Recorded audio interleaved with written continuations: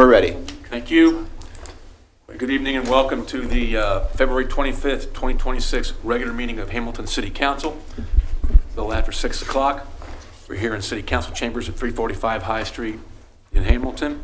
We have one public hearing this evening and involves the annual action plan update for federal CDBG funds and federal home funds. Roll call, please. Moeller, Present. Smallwood, Fear, Present. Vaughn, Here. Holman, Present.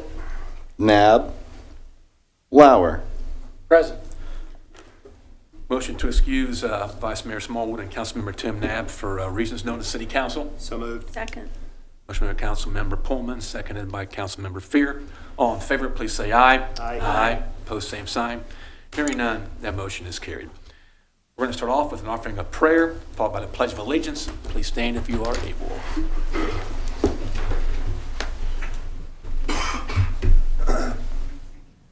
Almighty God, protect our military around the world, land, sea, and air.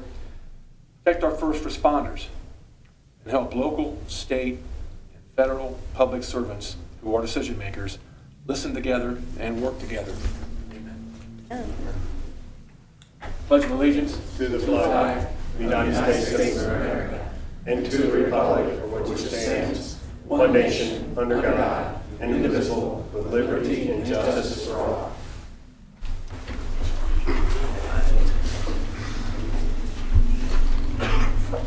Okay, special presentations. It's going to be a really good one. Hamilton Big Blue basketball recognition is first. Can we come down with that? Oh, heck yeah. Right up there. Thank you.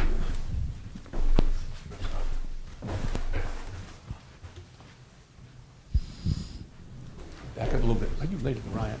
Yes, sir, yes. I think I know half the people these guys are related to. All right. I guess I got to use this. All right. God, you're tall. Hamilton Big Blue basketball.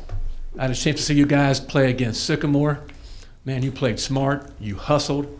Everything the coach wanted you to do. I know you've got a winning record, and I know you're going into the playoffs right now.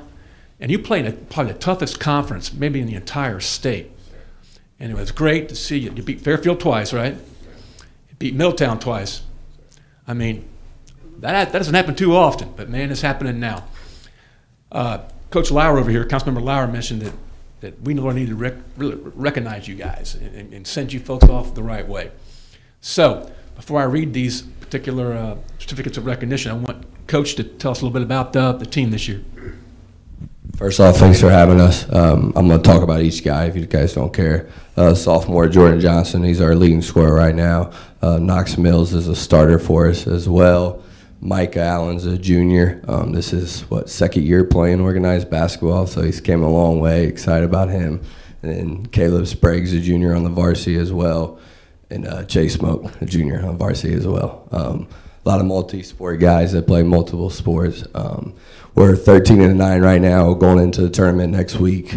We play Elder at Mason at 6 o'clock, so we're excited.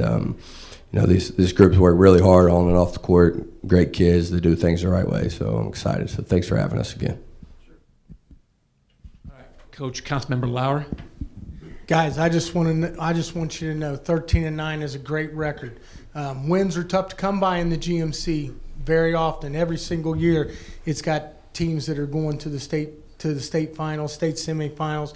Coach, congratulations to you guys. 13-9 is something to be impressed with. However, as I was looking at the scores and looking at GMC sports, man, I constantly seen growth. And I constantly seen you competing against some of these great teams that are currently in the GMC that you may not have knocked off, but man, you kept it very competitive, very close. And I think that you guys have a great shot to make an upset. And I'd love to see it, and I'd love to have you back after you beat Elder. Now, I want you to understand this. The importance of Big Blue basketball. as well as Big Blue Athletics. Man, you guys represent the city of Hamilton. When people are looking for places to move and towns to come, they want to know about our schools, and they want to know, are our athletics competitive? And man, you guys are putting out a product that is really great, represents the city of Hamilton very well. And Coach, the development that has gone on this year and the growth that's gone on amongst these guys, you've done a great job, and I wish you the very best next week in building a future. It's obvious that you have a young team, and you are planning for the future as well, and the future starts next week. So good luck to you guys. I appreciate you. We're not done yet. That's Joel Lauer. Okay. You ought to see this man kind of be a floor leader. You do such a great job of it. I mean, and it's it's from rim to rim, not just foul line to foul line. Because this man's a great player. They all are, but this guy just seems to kind of take care of that floor really, really well. I know your uncle's Ryan. Is that correct? Great community volunteer. Works at Matandy still. Just a good man. So you've got some great role models. Knox Mills, right? Your uncle was Craig Mills. You have, in your DNA, you've got leadership, hustle, great athleticism. I used to work with your uncle. Great man. Micah Allen, right? You related to Larry Allen by chance? I was going to say, Larry Allen was a guy that I think coached a few places around here, but you're tall, but I saw you out there, hustling with everybody else. So, man, this man's got a future. They all got a future. Caleb Sprague, right? I don't know anything about you, but all I saw on that floor 2 Fridays ago, hustle. Wouldn't let those guys come back. I mean, hustled, and you slammed the door on them. No doubt about it in that game. Chase Moak, talking about a lot of athletic DNA, man. You got it too. Are you the one that was in the Little League? Yeah. Okay, man. He's about this tall in Williamsport. But he was a great athlete then. You were the youngest guy on that team then, weren't you? Yeah. These guys all hustle. Chase hustles as well. I mean, you can just tell it out there. I was one of those guys leaning over the rail with a Ballou and some other guys. I mean, it's always fun in the Lauer. So, watching you guys play, it was fun to watch. Good luck next week. And we got some certificates of recognition. I think I got this in order. Jordan Johnson Perdomo of Hamilton High School Big Blue Basketball is hereby awarded a certificate of recognition for completing the 2025-2026 season with a winning record and modeling a winning culture. And that's established by the coach and the assistant coaches. And yourselves too. The City of Hamilton would like to recognize the team's outstanding effort and wish them the best as they compete in the Ohio High School SAA Boys Basketball State Tournament. Signed this 25th day of February 2026 by myself, acknowledged by all members of council. Jordan, thank you. Good luck. Thank you. Okay, you want to say anything? I don't know how. Cannot believe that, man. He's probably always talking on the floor. Is he talking on the floor all the time? Okay. You want to read the next one? You want me to read the whole thing again? Or just the name? How about the name? Anything you want to say about Knox? Knox Mills. Hey, very proud of you. You have a legacy in this town. Very competitive, I'm sure. Played ball some with your uncle. One of the most competitive human being in Hamilton ever. But, man, obviously you knocked it out of the park. You're an overachiever. And, man, we appreciate your grit. Thank you. Yes.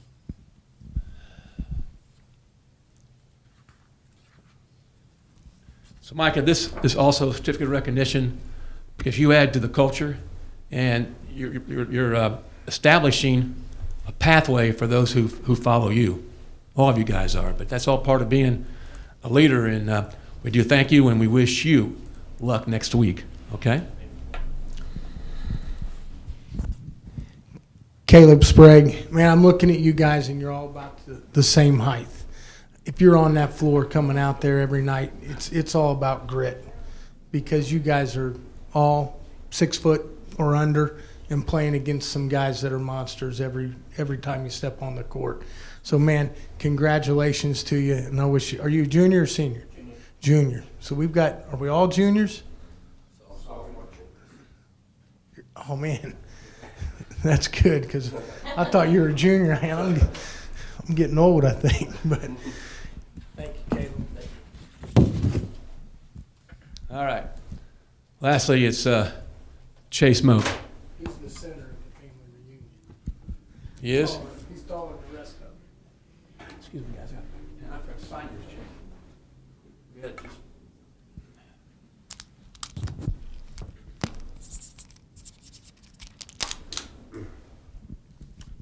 Chase, you're obviously a tremendous athlete like the rest of these guys. You really put together an athletic team because these guys, they're smart, they're athletic, and man, they just get the job done. So Chase, also certificate of recognition for what you've done, and I know you'll make us proud in the playoffs. You guys will all play hard, and you know, gosh, this year, these guys together next year, man, you got a powerhouse. Chase, thank you. Do you guys want to say anything at all? Now's your opportunity. Oh, okay, cool. I just want to say thanks for all the support, and that's all I wanted to say. Anybody else want to say anything? All right. Thank you. Thank you. Thanks for making us proud. Thank you, Coach. Good luck, man. All right. Coach, thank you. Okay.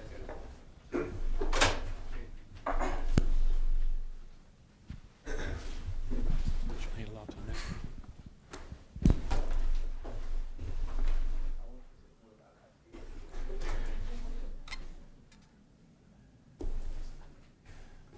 All right, next we have engineering projects update by Director of Engineering Alan Messer.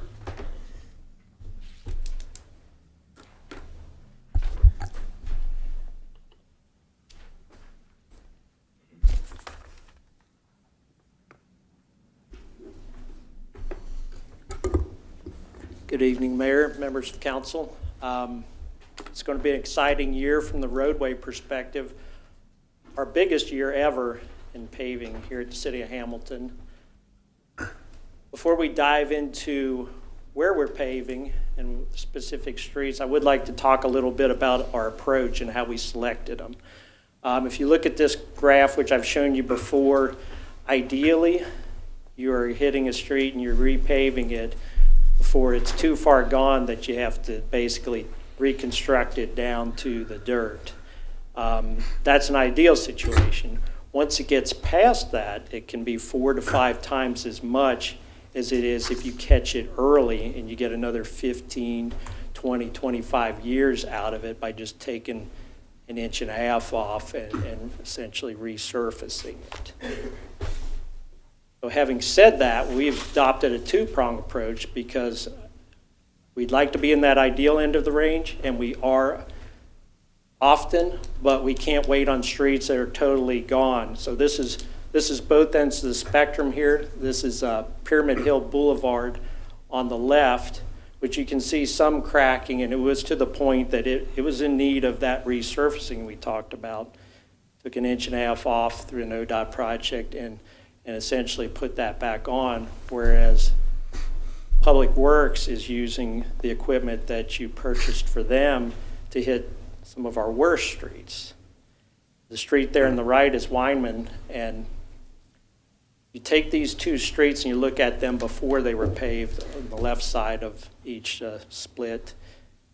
If you were to do nothing to either street, Weinman's already at that point terrible. It probably wouldn't have looked much worse 5 years from now if you did nothing to it, whereas Pyramid Hill might look almost as bad as Weinman if you didn't catch it early enough. So that's why when people ask sometimes, well, why are you doing this street and not that one? This street's in better shape than that one. This is the reason behind a lot of that. This is the overall budget, very exciting. The ones that are highlighted are purely paving projects. Northwest Washington is exciting, the roundabouts there, because it's the first phase of North Hamilton Crossing that will get started. and that has a significant paving component too. We're actually paving B Street all the way down to where the houses are as part of that project. Bell Avenue, we've talked about. G Street demolition, we've talked about a number of times. It's great to get the Beltline Trail underway, and Beltline and Hancock are our two pedestrian projects. Both of those are 100% funded through grants. This is what it looks like, the green being the grants. This is almost half of our overall budget is through grant money that comes to us from the state or federal government. Other significant portions, the street levy, very important. A lot of people though thought street levy, this is our answer to all of our street woes, and it isn't important. It's about a quarter of what we're doing this year, but it doesn't get us to where we need to be by itself. We have other street funds that we've always had, license plate tax, or license plate fees and gas tax and other TIFs. And then utilities is largely storm. We replace all the storm sewer, the catch basins and such when we're there. And property assessment catches a lot of people by surprise when we come along and say, this sidewalk's in disrepair. You're responsible as the property owner to pay for that. In the past, a good portion of this others was also assessed as the curb was once assessed prior to the street levy. And this is that breakdown, as I mentioned, 10 million of that, almost 11 million of the 23 is from grant funding, OKI, ODOT, OPWC, state capital grants, and CDBG funding. This slide I like to mention because up until this year, we really weren't above this critical funding threshold. For this year, I can say confidently that we're there, but we need to stay there. If you stay below this line, things get worse and the condition of things goes down. If you get above it, if you get the line, you're keeping the current condition. If you get above it, you're actually making improvements, and that's certainly where we want to be. This is a list of streets. I won't go through them. You've seen them in the past. This is available on the website as well as the beginnings of what we're planning for 2027. This is the map of it. Gives you a good representation, a good balance between east side, west side. A lot of wide streets that we're doing this year. So all streets are not the same. We're doing University and we're doing Knightsbridge, and both of those are a good 4 to 5 lanes wide. So we're really doing a lot this year. And this is Public Works. All total between us, we're hitting 40 streets. Again, a banner year for them with their paving and being able to have the equipment the entire year. How are streets selected? I like to go over this just to remind people. Said earlier, it's not always the worst. The other factors that go into it, what's the condition of the utilities beneath that street? We won't want to go out and pave something and then we have water main or whatever breaking over the next 3 years and we have 5 or 6 street cuts in that brand new pavement. So we take into account underground utilities, pavement condition, citizen input, the traffic volume. Truck volume also weighs heavily into that because they degrade the streets much faster. As part of the levy, we committed to spending the levy funds equally amongst the neighborhoods based on their pro rata share. And so we track that very closely to see that each neighborhood is getting their portion of the levy. That restricts what we can do in a particular year because we might have already hit a neighborhood and we're trying to catch other ones up, and so it may be a few years before we're back to a particular one of the 17 neighborhoods. And then proximity to other projects. If we just did, let's say we picked the worst and we wanted to do that, it would be all over the city. We want to pick something in a certain area so that the contractor doesn't have to spend as much time bouncing around. And then grant eligibility. I do applaud you for having the patience to wait on Park Avenue. I do believe Park Avenue will get paved this year.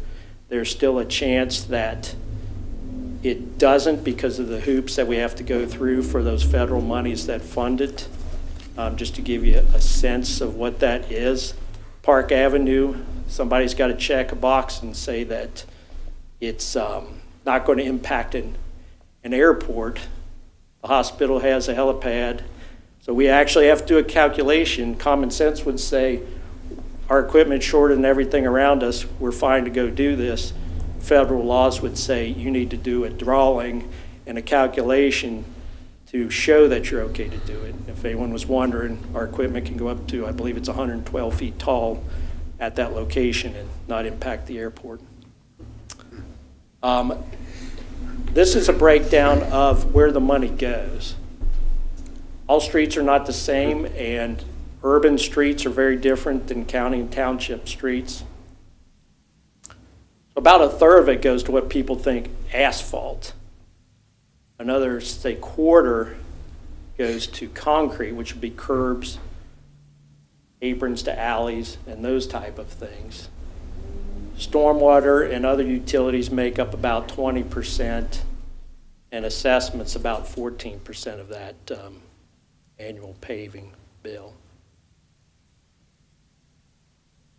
In the future, we're looking to do a program where we address some of the worst areas, so it'd be kind of, I don't want to call it a repair, it would literally be like sections, but instead of going an entire block from intersection to intersection, we'll hit these areas. We have a company that comes through with the artificial intelligence on a van, does a video and codes all of this, and that's how we determine the condition of our streets. And it also pulls out, and that's what you see in here, the worst spots. So we're looking to go out and hit some of these spots as opposed to the entire street. So we might do 50 feet and not the entire street. Now that does have the downside of being more costly, but as far as telling people you've got to wait for this particular bad spot to come up on the list, which might be 5, 10, 15 years, that's really not acceptable. So we can get a long way in what people experience by hitting the worst areas. And if you want to find out more, anybody from the public, just go to the city's website, and it's literally on the front page. You scroll down slightly, and it has this street paving, and it goes into extreme detail on how we just make decisions to what streets selected. The bottom right tab is actually, you can go to streets that have been done and look at them, and that's where some of those photos that I had earlier are, and you can slide across and look at, this is the condition before it was paved, this is what it looks like now, so you don't have to physically hop in a car and go around the city and inspect the work. You can see it right there from your computer. With that, I'd like to know if there are any questions about any of the engineering projects this year or the street process. All that you just showed us is on that website? Most of it is, and I will share the presentation with you as well. That'd be tremendous. Questions? Thank you, Alan, for your professional leadership and customer service and for explaining this to us. Thank you.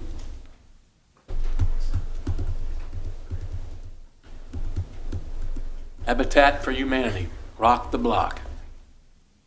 Good evening. Thank you all so much for the time today. I really appreciate it. I'm Laura Wells. I'm the Volunteer Program Manager with Habitat for Humanity of Greater Cincinnati. I want to recognize and just share appreciation for the partnership that we have currently with you. Over the next several months, we'll be building 7 new affordable homes in the Jefferson neighborhood. So we're really excited about that in tandem with the Build Back the Block initiative. We're certainly probably most known for our new home builds, but at Habitat we do a lot more than that to support our community, both new home ownership and existing homeowners. And today what I want to talk about is an upcoming event that we have in partnership with the City of Hamilton called our Rock the Block event. So Rock the Block is a multi-day event that brings volunteers together to build habitat homes on active construction sites, but we also partner with existing home owners to complete exterior home improvement projects.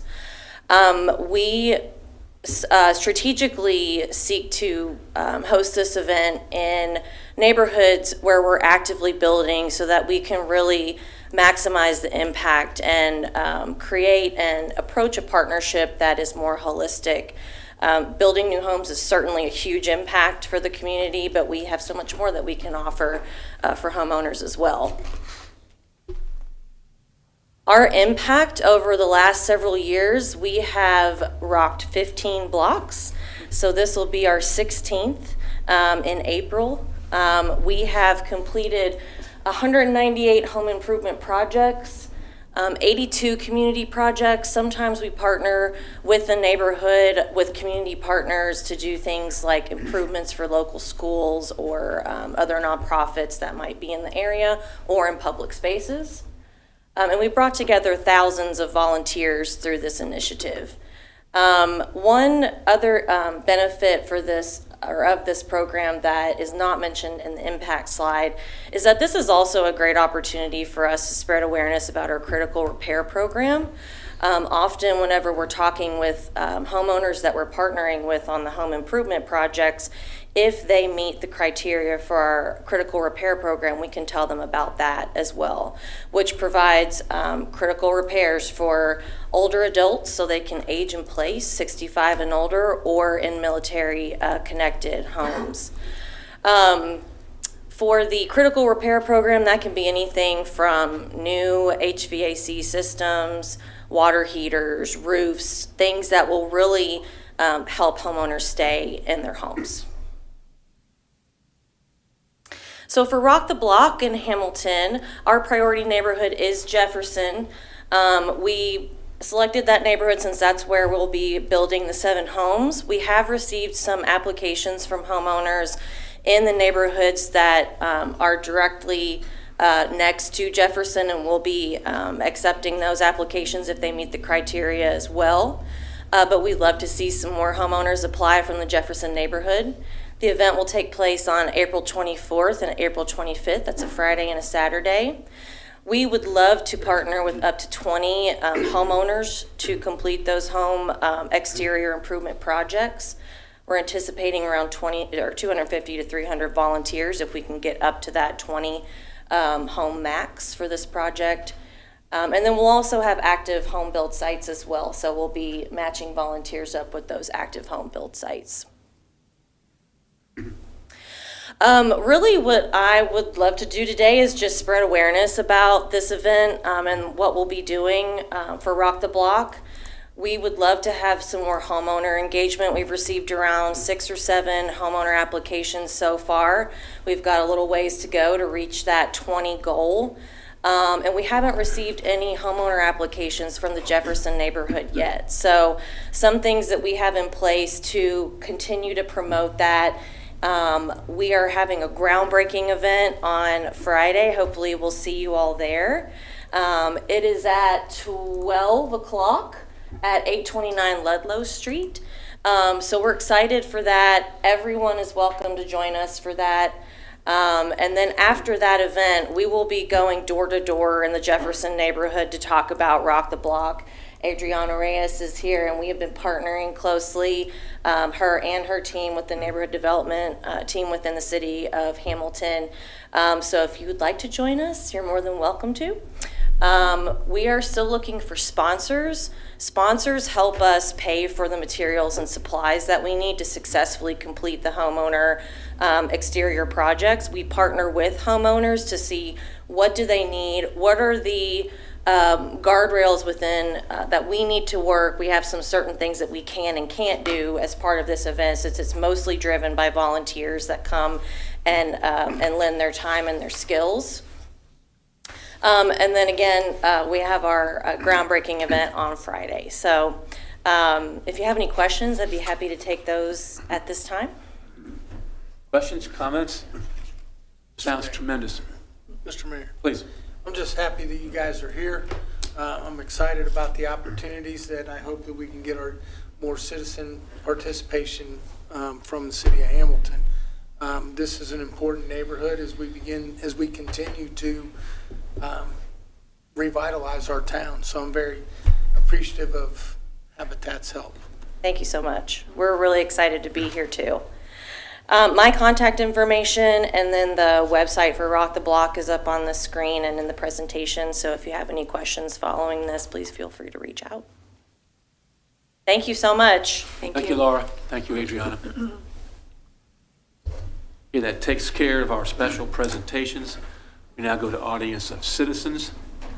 Individuals who wish to speak may speak during this part of the agenda or may reserve the right to speak specifically when the item is up for vote on the council floor. All individuals who wish to address city council are required to sign this blue public speaking book. Each speaker is allowed up to 5 minutes. We have 2 people. First off is Harold Peets. And you've got to walk up there and give us your name and your address. Good evening, everybody. My name is Harold Peets. I live at 1288 Elizabeth Drive, Hamilton, Ohio. And I'm here concerning the ordinance that was passed last meeting, sorry. And I ask again, drop this ordinance and follow the state guidelines. And I'm going to lay out my reasons why within my time frame here and future city council meetings if I don't have enough time here. I refer to my notes. I wanted to actually drive my cart here today, my LSV, because, it's kind of a nice day, but I legally can't. I legally cannot take it out of the storage unit that I have it in for the winter because the streets surrounding it have a speed limit above 25. But they fall under the guidelines of the state. They're 35 and less. I also couldn't drive it here because the language in there about from sunrise to sunset. Because as you can tell, by the time this meeting's over, it would be too dark and not allowed to drive it. That part just seems a little bit ridiculous to me when the vehicles have to be inspected and have all of the required lighting that other vehicles have.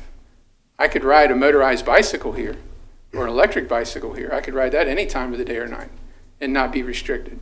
But a vehicle that I can tag in the city of Hamilton in the state of Ohio is restricted to daylight hours only. It just seems a little ridiculous and goes a little too far. Besides that, last council meeting, Mr. Lauer, and I'm not going to put you on the spot, Joel.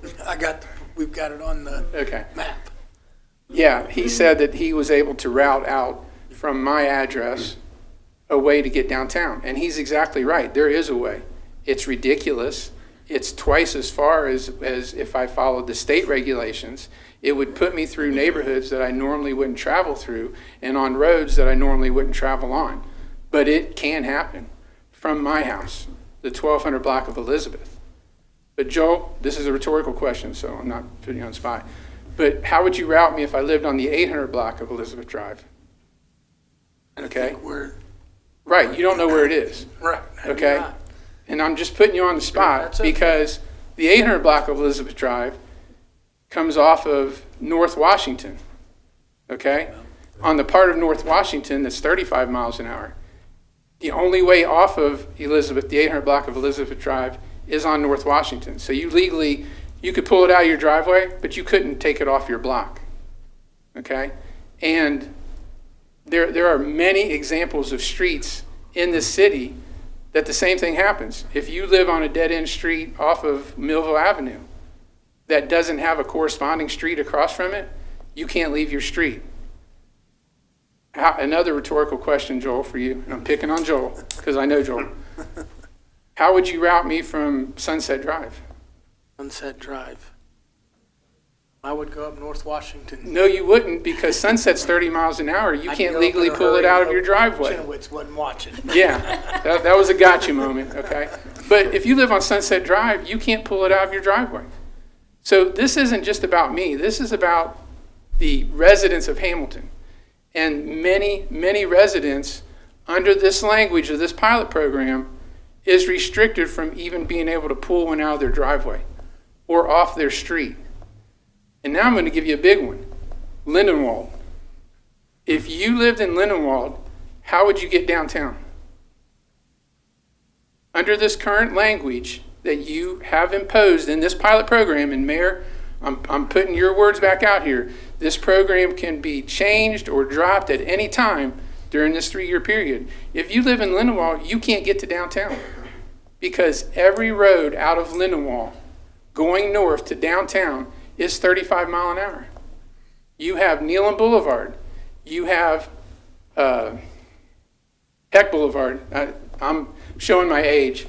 University Boulevard. You have Pleasant Avenue.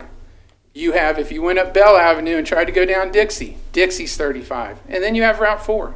So every single road out of Lindenwold, one, you can't get to Lindenwold from any other part of the city because of the same reason. And if you lived in Lindenwold, you can't get to downtown. Okay? And there's many, many more of these examples throughout the city. But my time is limited. So if I can't get, some action on this, I'm going to come back and I'm going to point these, and I don't want to call them anomalies because they're not anomalies. They're just the way our city is set up. But all of these areas are accessible with these vehicles if we just follow the state regulations. Now, I'm not sure, I've asked and I've not been presented anything, I've not officially asked if there's any data to support why we're having it more restrictive than what the state requirements are. I don't believe there is because I've never heard of any incidents from these vehicles. And the point was made that it's a safety issue, and Mayor, this is your words. Yes. Safety issue, safety issue, safety issue for pedestrians, for the people that are operating these vehicles, and I know you're flashing the light at me like a comedian on stage. And he's bringing out the hook. I know you have raised that as your point, but how is it more safe for a commercial vehicle of the same type to operate on roads that a privately owned LSV or USV is not allowed to be on? And that's the case in this town with this language. I'm asking City Council again to look at this. If you want to get data on it, then adopt the state regulation and give it a year and see what happens. Otherwise, you're not going to have data on this because you're not going to have people out there driving them. And it's a small issue. I know it is, and I know my time's up. And I know, unfortunately, Mr. Knapp's not here. He says there may only be 10 of these vehicles in the whole city. Okay, thank you for giving us more food for thought. That's what you've done. Okay, thank you. Thank you. Kent Flick. Mayor, I have nothing. I've given the wrong information about something in the book. Sorry. Well, let me at least introduce you. You're still on New Miami Village Council? Yes, sir. Okay. You're our neighbor. Look forward to working with you. Absolutely. You and I have talked about various things in the past, Absolutely. and I hope that we can continue to talk and collaborate. Absolutely. Looking forward to it. Thank you, Ken, for being here. Thank you for the invite. All right, that takes care of our audience of citizens. Now go to the consent agenda. That includes all matters such as staff reports, caucus reports, meeting minutes, our January 2026 financial report, and our January 2026 investment report. We're going to go into the committee of the whole, which gives us the opportunity on council to ask questions, make comments on items that are coming before us on the caucus agenda. So I'll accept the motion that the regular meeting be recessed and the committee of the whole take place. So moved. Second. Motion made by Councilmember Vaughn, second by Councilmember Fear. All in favor, please say aye. Aye. Opposed, same sign. Hearing none, that motion is carried. Committee of the whole is at 6:40. Mr. City Clerk. Thank you, Mayor. Our first presentation will be done by our Finance Director for agenda items 1, 5, and 6. Coming up to the podium, Mr. Dave Jones. Good evening, mayors, mayor, members of council. So the first caucus item is our first supplemental appropriation of 2026. First thing we have on there is we're going to transfer $2.3 million to the Budget Stabilization Fund. If you remember from the budget meetings, we currently have $3.2 million in there. So after this transfer, it would bring the total to $5.5 million. Of that $5.5 million, we have $2 million encumbered for the development down at 20 High Street. That would leave $3.5 million that we plan to appropriate for future development activities in the Budget Stabilization Fund. The next item is an advance to the wastewater fund of $430,000. The wastewater fund has $130,000 budgeted in that fund. The $130 plus the $430 allows them to buy that VACCON sewer cleaning system. It's actually a truck. It's just an advance. Council can approve advances for up to a year. We'll come back in the fall and do an internal note. That legally makes it binding. It'll be repaid over 5 years. Just allows us to pay interest to ourselves versus going to external financing sources. $169,000 out of the cap improvement fund. That's to purchase a leaf attachment for a dump truck. The $300,000 for the drones for the police department. Chief Chenoweth went into that in great detail last meeting. Stormwater management fund, just over $2.1 million. Capital projects that were in the presentations and everything. We unfortunately didn't actually key them in and get them in the ordinance, so we're adding those in. They would have been in the adopted budget otherwise. And then the $2 million for the new well construction. That's the agreement with Fairfield. I believe it was well number 11. It's going to be, I think that was maybe the well abandoned or whatever, but it's going to be down around the Joyce Park area. Do you have any questions on the supplemental? Oh, very well described. Thank you, sir. You're welcome. Questions? The next items are CDBG and home. Tamika couldn't be here. So the finance department, we're proposing amendments to multiple fiscal years, 25 and 26, just so you know. We're just starting 26, but HUD operates on a fiscal year. So the 25-26 year ends April 30th, so we're just about a little over 8 weeks away from that. Bullet point number 2, that would be caucus item number 5. That's CDBG funds. And we're moving $100,000 from demolition funds to street paving funds or street resurfacing money. We can use that in low to moderate income areas. We do have $200,000 budgeted in the general fund to help bridge any gaps for demolition, so we're going to go ahead and make that transfer. The next transfer, or not a transfer, but the next one is $37,500, and that's going to be in addition to the $80,000 you see down there on the asterisk below. And they're just designating that; they're not moving it, and that's for domestic violence, sexual assault, stalking, horrible things. But it's designating that money for that purpose. That just shows the $100,000. Are there any questions on caucus items 5 and 6 regarding that? Any questions? Thank you. Thank you, Dave.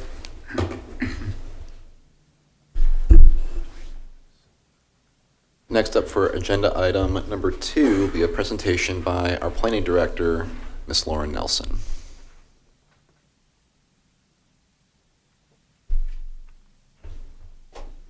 Good evening, Mayor and members of council.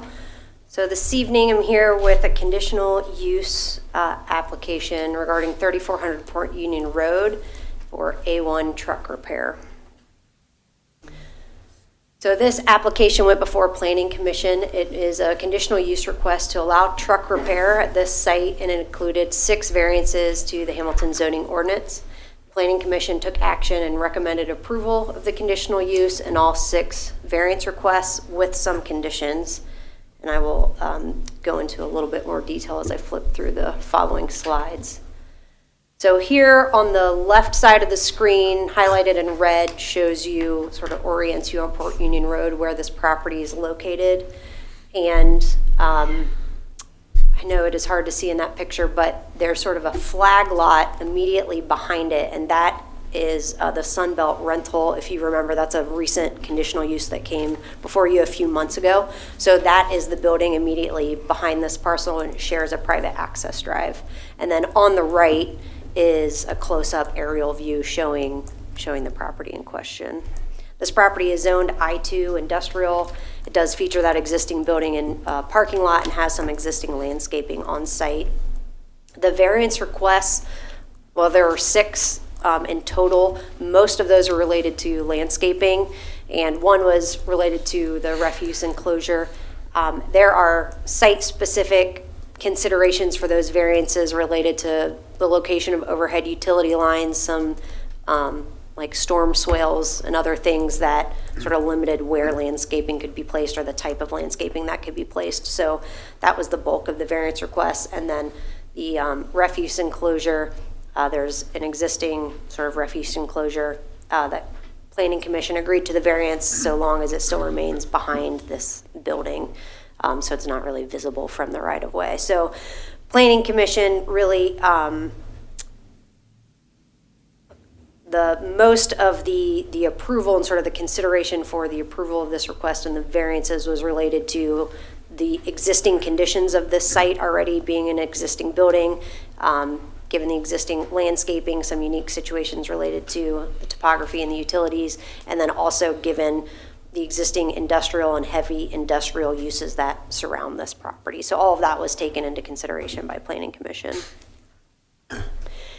Here is just a visual. This is from September of 2023, so it's a little bit dated, but this is basically what it looks like. Our more recent pictures, there was 1.5 feet of snow, so you couldn't really see as much. So this is just to give you some idea of what the property looks like, and then here's a view looking south, the other side of it, so you can see some of those existing bays. There's no change to the use that was occurring on site in terms of automotive repair. So in terms of like changes to the building, there's not really much changing to the actual structure itself, and they will be doing automotive repair still inside this building.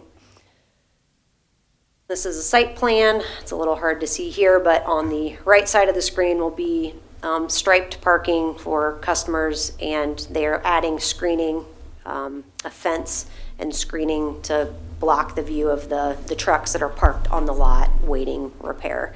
And then I just wanted to run through some of the conditions of approval that were part of Planning Commission's recommendation.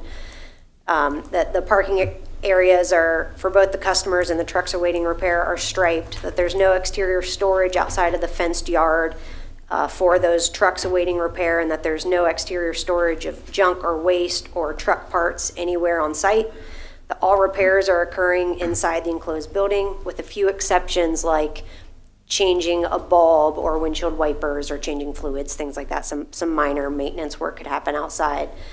No storage of vehicles on site except for those awaiting repair, so they can't be storing other random vehicles or inoperable vehicles on site, and those that are awaiting repair cannot be on site longer than 30 days. And the business owner talked about his plan to, should something need to wait longer, that they would be sending it somewhere else off site to store it longer than 30 days. There can be no salvaging of parts or equipment on site. Again, I mentioned that the trash and recycling be behind the principal structure, and that no parking of the trucks or the trailers or any vehicles related with this business be on that private egress road, since that goes to a couple of other properties as well. So I think those were sort of the highlights of Planning Commission's discussion that I thought were important for your consideration, given there was a high number of variance requests for this property. And that's all I have. I'd be happy to answer any other questions. Mr. Mayor, just one quick one. Lauren, is the land, there's a lot of landscaping, a lot of trees, so most of it is to block the view of the parked vehicles? Was that something planned? Yeah, there's a fence being added just off the bottom left corner of that building, kind of running across there parallel to Port Union to help add screening. So I think there are existing pretty mature trees on site that help, but it doesn't screen everything, so that fence is required. But they have, so one of the variances, for example, is that you need a 10-foot landscape buffer from the front property line. Well, there's overhead utility lines and some topography issues, so they were increasing kind of landscaping they have at the front of the building, but not technically within the front 10 feet from the property line. And they weren't meeting a 5-foot buffer on the left and right side of the property lines, again, because of, there's like a swale on the one side of the property. They have the existing mature trees on the left side of the property, and then in the back, it's all pavement, so they, right, and they share that, basically all that pavement kind of stretches in between this and Sunbelt Rentals, and it is the same property owner. So, you know, without digging up pavement to put in a 5-foot landscape buffer to separate these. So, you know, there were some site-specific considerations that Planning Commission felt it appropriate to approve those variances. Okay, I think it'll look nice. There's just a lot of it. Yeah. Thank you. Thank you.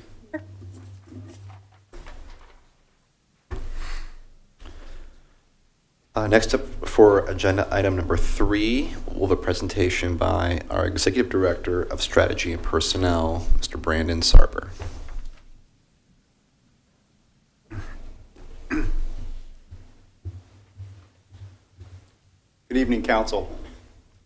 I'm thrilled to bring this item to your attention. The fellowship program, for those of you who are relatively new to City Council, was a really great program that we had in the last decade during the teens that yielded a number of great contributors to our community, 3 of which are leaders within the organization. I think 1 from each of our first 3 classes, Liz Hayden, Lauren Nelson, Aaron Hufford, but a number of other successful contributors to the greater Butler County area, Jacob Stone, Marcos Nichols, the city manager of Trenton, Boyce Swift, the human resources director at Kings Island.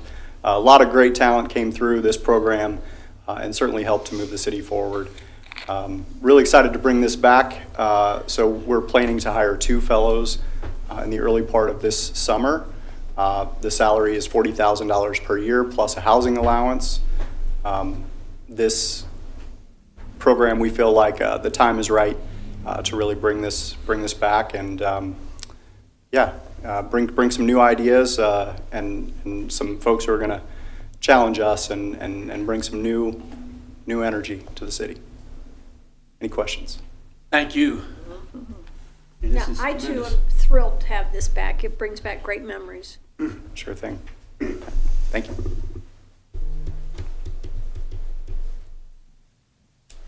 And lastly, for agenda item number 4, will be a presentation by our Director of Engineering, Mr. Alan Messer.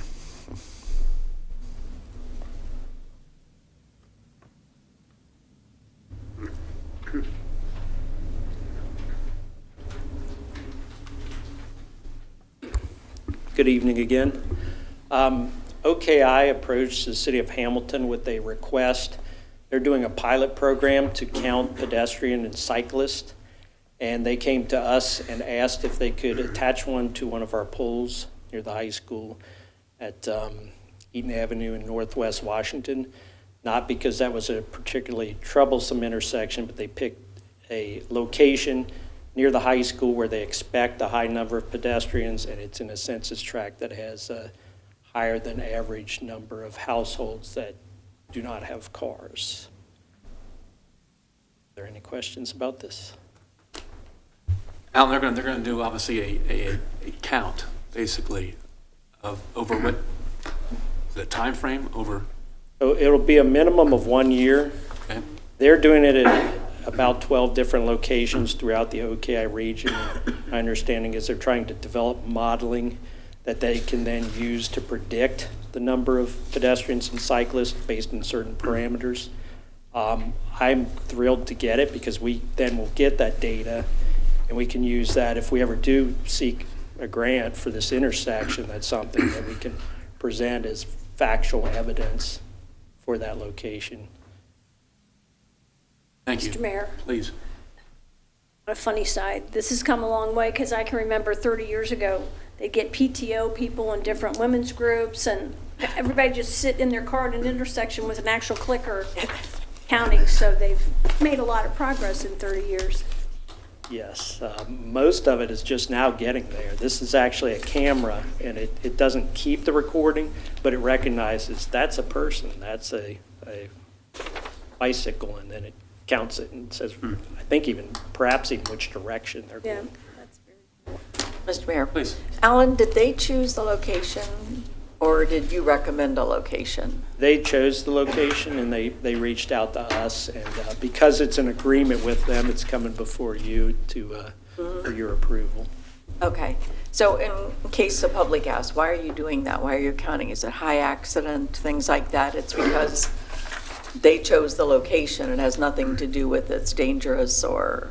Correct. They spread them around the region. I looked at this. We have our Safe Streets for All map that shows us where the problem areas are, and we can zero in on an intersection and look at every crash that's occurred there in the last 5 years. It's not a particularly troublesome intersection. It's just they spread it across the region. Yeah, perfect. Thank you. Thank you, Alan. Thank you. And that concludes our presentations. Okay, thank you. I'll accept the motion that the committee of the whole be closed. So moved. Second. Motion by Councilmember Vaughn, seconded by Councilmember Pullman. All in favor, please say aye. Aye. Opposed, same sign. Hearing none, that motion is carried at 6:56. I'll accept the motion that the regular meeting be reconvened. So moved. Second. Motion by Councilmember Fear, seconded by Councilmember Lauer. Roll call vote on that motion, please. Moeller, Yes? Fear, Yes. Vaughn, Yes. Pullman, Yes. Lauer. Yes. Motion adopted, 5-0. Came out of the committee of the whole, 6:56. We go into regular meeting at 6:56. I'll accept the motion at this time. Mr. Mayor, Councilmember Pullman. make a motion that with the exception of the items so noted, council receive the reports of the consent agenda and concur on the recommendations. Second. Motion by Councilmember Pullman, second by Councilmember Fear.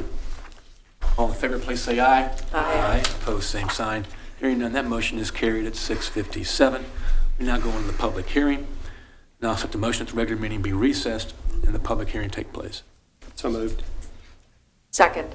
Motion made by Councilmember Pullman, second by Councilmember Vaughn. Time is 6:57. Public hearing, please. A public hearing regarding approving the City of Hamilton's annual action plan update for fiscal year 2026 through 2027, delineating the statement of objectives and proposed use of community development block grant, CDBG, and home investment partnership program funds, and authorizing the submittal of said plan to the United States Department of Housing and Urban Development. Thank you. Anyone in the audience wish to be heard at this public hearing involving the community development block grant funds and home investment partnership program funds? Anyone in the audience wish to be heard at this public hearing involving the CDBG funds and the home investment partnership program funds? Anyone on council wish to comment or wish to make a motion at this time? Mayor, Councilmember Fear. I move the public hearing be closed. Second. Motion by Councilmember Fear, second by Councilmember Lauer. Before we go ahead and have that voice vote, just for the record, no one signed the public speaking book, public hearing speaking book this time. So we've got a first and a second. All in favor, please say aye to close the public hearing. Aye. Aye. Any opposed? Hearing none, so the public hearing is closed at 6:59. I'll accept the motion that the regular meeting be reconvened. So moved. Second.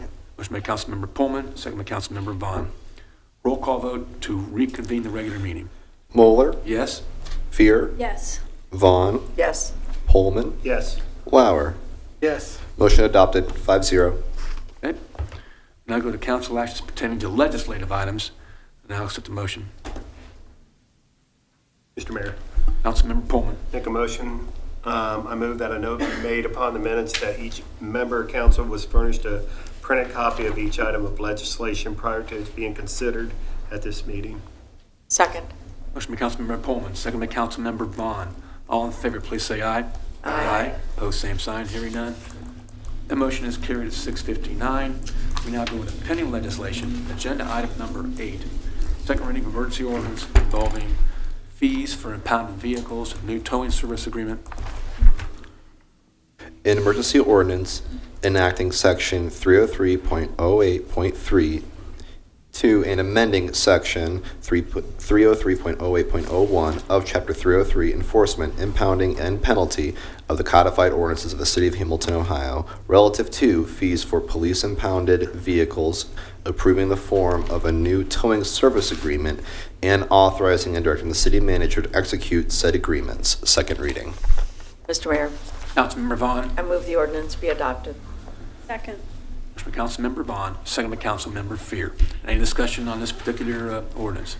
Mr. Mayor, Councilmember Lauer. I'd like to see us look in the future to making the signs on some of our private parking areas larger and require some, that it be lighted up or something, as when people come to town and visit and they get stuck in lots that they're not familiar, that they are unfamiliar with and get towed, I think that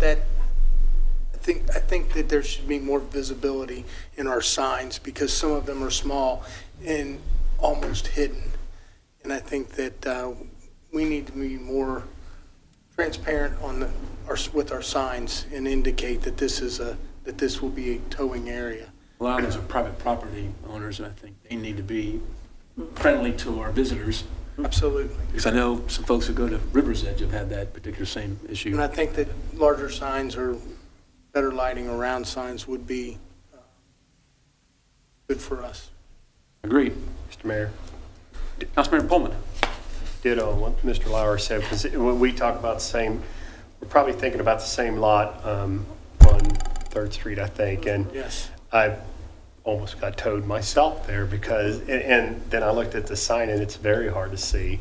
So I don't know if we can look into any way that we can make the owners do that, but it has to be more visible. Locals are going to know it now, but like you said, you get people in from Spooky Nook and stuff, we're going to have an issue with that. It sure doesn't look good on the city. So I don't know how we can force an owner to put a brighter sign up there or a well-lit sign. So I don't know how we can do that, but I think I'll agree with Joel on this one.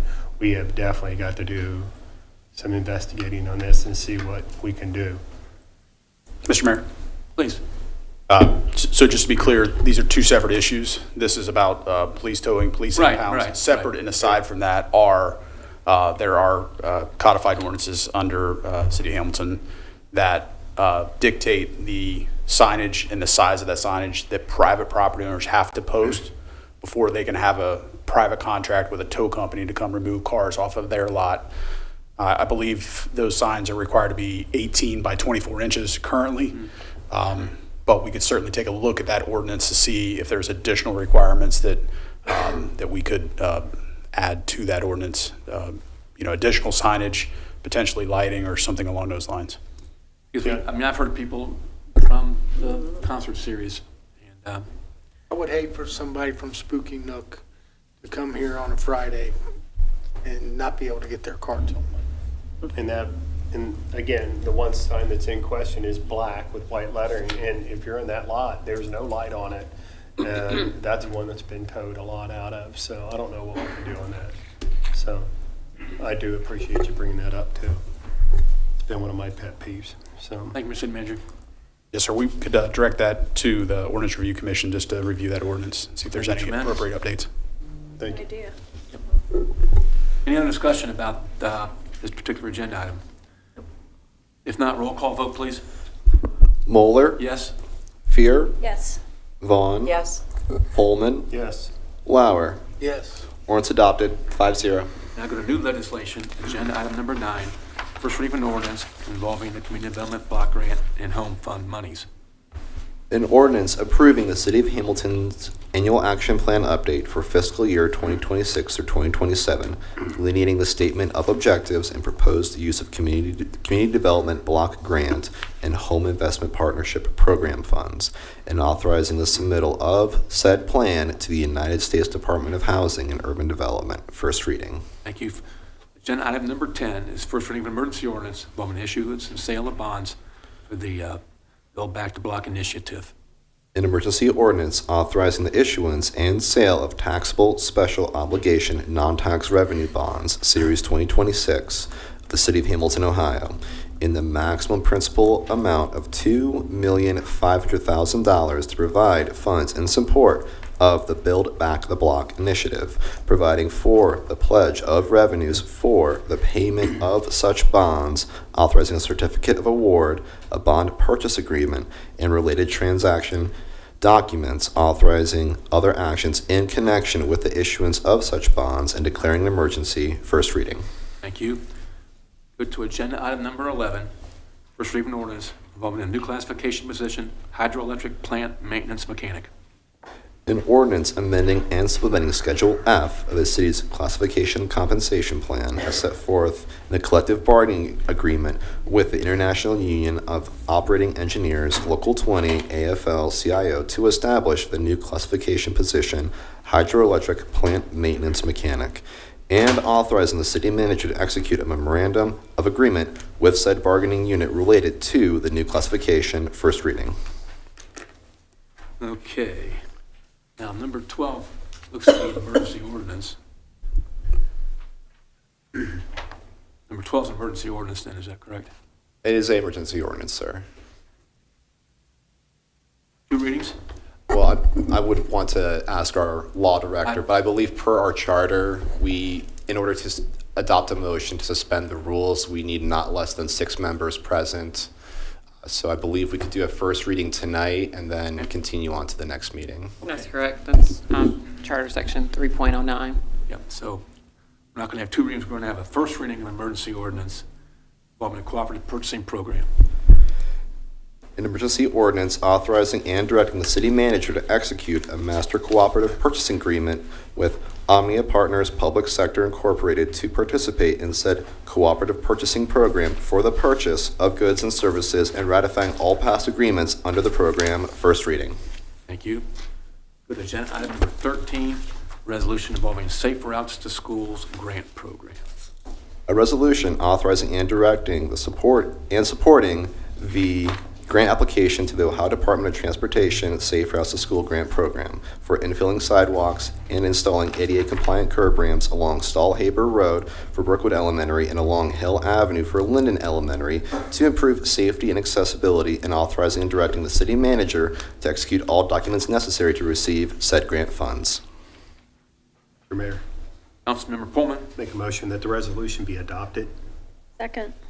By Councilmember Pullman, second by Councilmember Fear.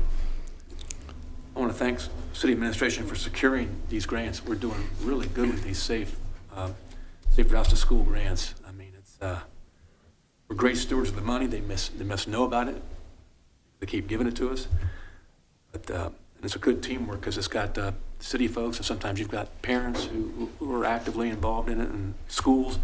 I mean, we've done so well with this, and thanks to the professionals who put this together for us. Other comments? And Mr. Mayor, Please. this is something that is so important to the schools and the kids. You've hit the right streets on all of them, so I'm just thrilled that it's coming through. Anyone else? Roll call vote. Moeller, Yes. Fear, Yes. Vaughn, Yes. Pullman, Yes. Lauer. Yes. Resolution adopted, 5-0. Audience for the city manager? Thank you, Mr. Mayor. I just want to echo Alan Messer's comments earlier.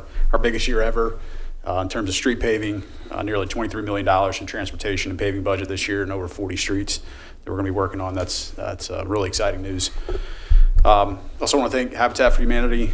As was mentioned, they're in town working in partnership with us right now. This Friday we'll be celebrating the groundbreaking on 7 new homes. And the idea of having 300 volunteers here in the city working on those 7 homes, in addition to up to 20 other homes for emergency home repairs and home improvements, it's really exciting for the whole city and especially for our Jefferson neighborhood. Great. Thanks, sir. Thank you. Audience of City Council. Mr. Mayor, Councilmember Vaughn. I want to announce, probably for the last time, our neighborhood summit that's coming up on March 7th. I really encourage everyone in the community to attend, whether you're young, old, brand new to the community, have lived here for years. There's something for everyone there. You can, the QR code up there, just scan it. It is $10 to attend for the day. It includes breakfast, lunch, and then there's a special event at Basil afterwards.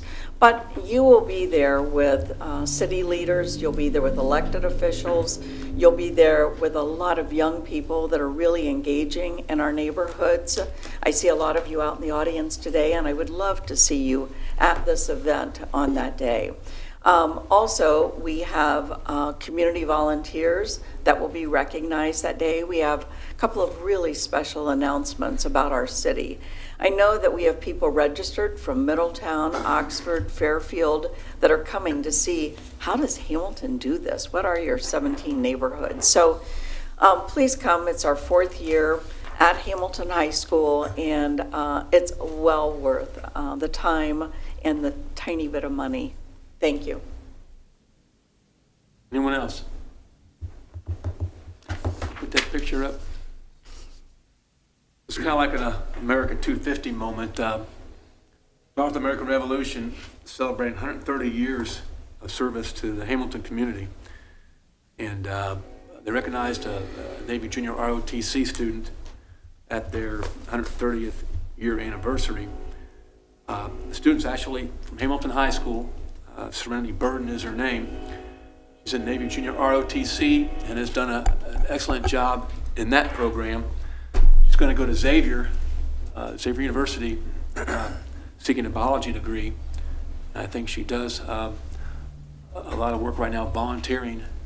So she's got great parents who were there, her sister, and she was awarded a scholarship from the John Riley chapter, which is celebrating 130 years of serving the community. And I know they'll be involved in an American 250. Real quick, I want to say their last headquarters was back in 1913, and it was the old Powder magazine building that was at the end of the bridge. If anybody knows about Hamilton in 1913, the flood took away their headquarters. I mean, it was a Powder magazine from the original fort back in 1791. And there's actually an actual picture of it kind of splintering. So it ended up splintering and going down the river. So great group of ladies. They've actually also helped by putting flags on some of the Brown Memorial Highway signs that honor those who were killed in action. That's all I've got. Anybody else? Mr. Mayor, I'd like to congratulate CFG and the family. They had their second album cut this weekend. Brandon Sarber was in attendance, and man, what a great experience that was at the fitness center. Just kind of see Casey and his band kind of take off and go things. I know Brandon was a part of that at one point, but it's exciting. Casey went to school with me, and man, I taught him a lot. He's gone a long way with it. You didn't teach him how to sing, though. Yes, I did. No And you know what, Joel? I mean, was everything said like more harmonica and turn to you? Yes. Kazoo. But no, it was a great experience. I'm very happy for Casey. And he's a great community guy too. He Yes. is, Dan. Yes. So, thank you, Brandon. Anyone else? Is there going to be an executive session, Mr. City Manager? There is, Mr. Mayor, and before I ask for that, I also just want to recognize and thank Councilmember Tim Nab, Bill Hudson, our Director of Utility Operations, Edwin Porter, our Executive Director of Infrastructure, who are at this moment driving back to Hamilton from Washington, D.C., from the American Public Power Association legislative rally, where they were advocating on behalf of our residents in the city of Hamilton and our public power utility. So I want to thank those gentlemen for their time. Mr. Mayor, would request an executive session to confer with an attorney for the public body concerning disputes involving the public body that are subject of pending or imminent court action. Is there a motion that council go into executive session for that stated purpose given by the city manager? So moved. Second. Motion by Councilmember Pullman, second by Councilmember Vaughn. Roll call vote on that motion, please. Moeller, Yes. Fear, Yes. Vaughn, Yes. Pullman, Yes. Lauer. Yes. Motion adopted, 5-0. Okay, it's 7:14. We're going to come out of executive session only to adjourn the regular meeting. So that takes care of the public business. Thank you all for being here. Thanks, TV Hamilton, for being here as well. Thanks, Steve.